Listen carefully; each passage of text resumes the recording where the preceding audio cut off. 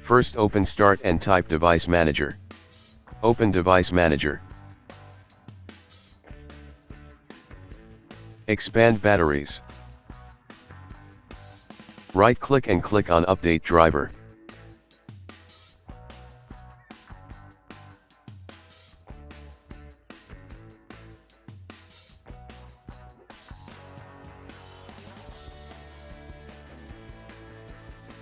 Select it and click on Next.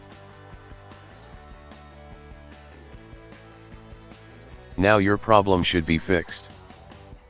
If that didn't work, right-click and click on Uninstall.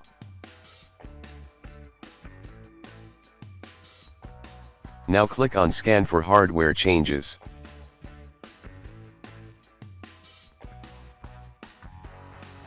Now restart and your problem should be fixed.